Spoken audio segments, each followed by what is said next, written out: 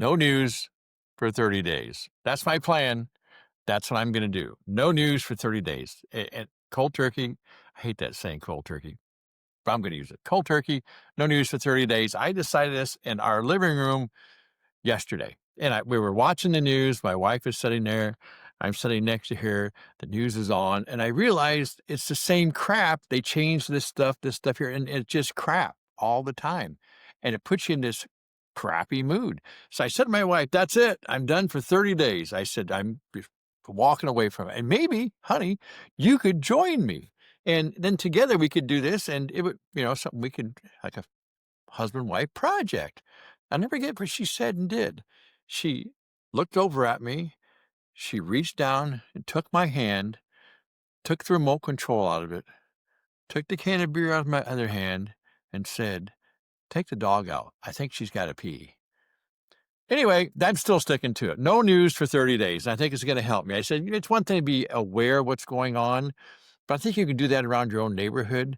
I don't think being consumed by the news on Fox or CNN or MSNBC or whatever the hell you're watching that's lying to you is worth it, because that's what they're doing. I come to that conclusion because they want to get you all pissed off. And as soon as they do, they got you. You're with them. We're going to fight this to the very end. And it's a bunch of crap. And I don't know why people want to be mad. I'm a firm believer you're responsible for your own mood.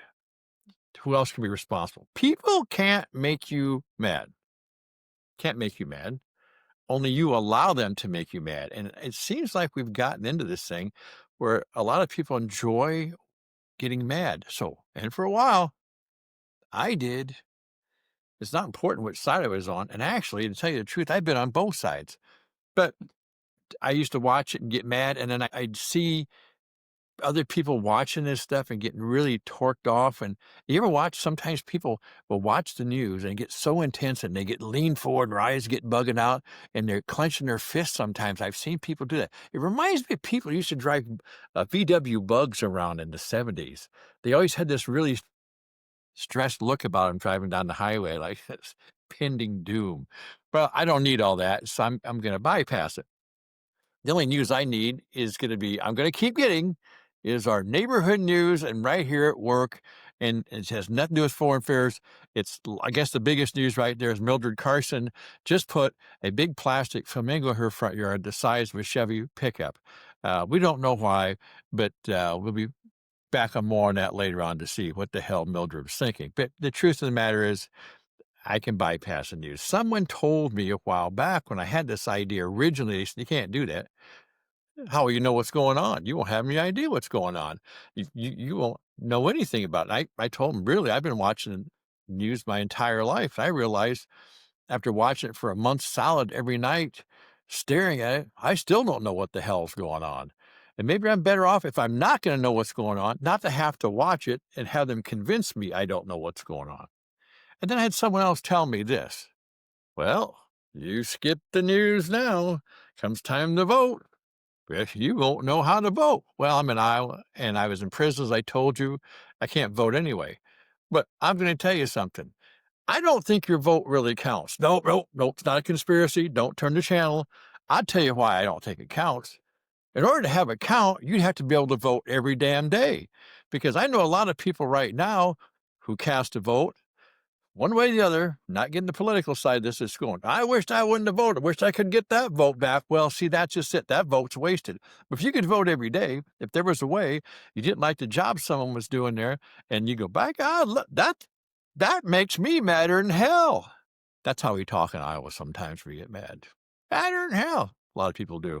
You can vote again that day, and then get rid of that person. I think a daily election, these people will be on the ball if you do every day. They might be out of a job. Think about it. Might sound crazy. But if you're working in the private sector and they don't like the job you're doing, they don't go, by God, I'll tell you what, in 4 years, we're getting rid of him. No, you're gone that day. They cast a vote that day, and if you lose, you're out the door.